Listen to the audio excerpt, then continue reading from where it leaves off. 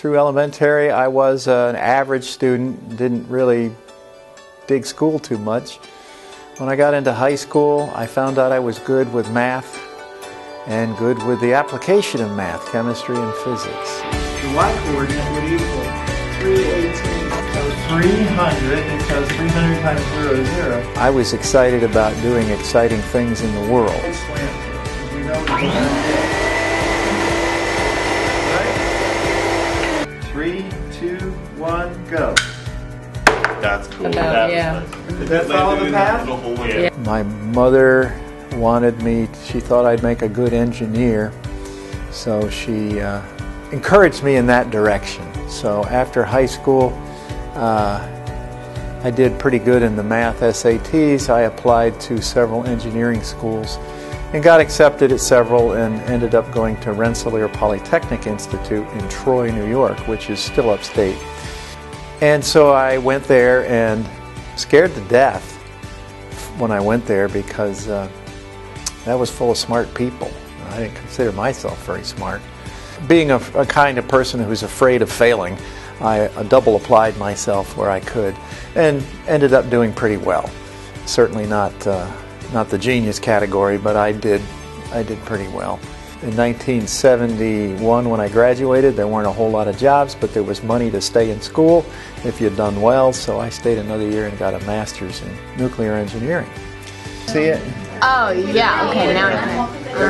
The little tiny hash marks are tenths of a degree. I had been witnessed to by a family of Christians, and they got me going to church. And when I moved to New Jersey, I had a one-year-old son. I figured it was necessary to put him in church, so my wife and I started attending the Baptist church just up the street. And one night the pastor came to visit, and he led me to Christ. He got me to accept Jesus as my Savior, and boy, how things changed. All right, let's say you might want to change your starting temperature to 20.3. I didn't go to school to become a slave to a machine, that was for sure. Pay was good, so I planned my out, I planned my escape, and on June 14th, 1991, I quit. I said, I'm going to try teaching. My church had a Christian school. I'm going to try teaching for a year till I run out of money, because I knew pay would be probably less than 25%, 1/4 of what I made. I think God honored that. I was saved by that point. We were entrenched in that church. We were part of it, and so I started up to teach, and that was interesting. Well, it's been 24 years. He has provided adequate. All my kids have been through college, my 4 sons, and now they have families, and I have 12 grandchildren. Just tell us how high it goes. 3, 2, 1, go. 103. 103. They asked me to teach calculus at one point, and I thought, boy, that's going to be interesting. So I got out the textbook, and I started doing the problems at the end of each chapter and did them all, basically. And that refreshed me. Be 0x times t plus 1/2 the acceleration in the x direction times t.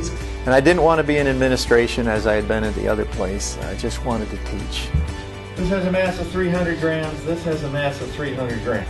Because I really enjoy the platform of teaching. I'm totally in control of my job and what I do, and I really enjoy filling in the difficult position of being a technical person, wanting very much to promote that with the student body, giving students an opportunity in the upper level math and sciences. And we've produced quite a few engineers out of here, which is very pleasing to me.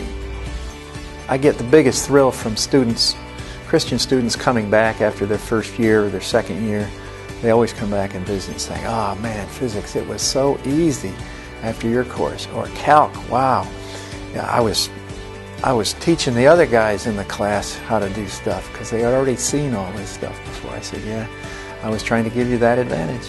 Density of the 1, it would be 19.6 centimeters. I think we do a real good job of preparing students, and there's no reason they can't be successful at the next level. I think they're prepared better than many high schools would prepare them.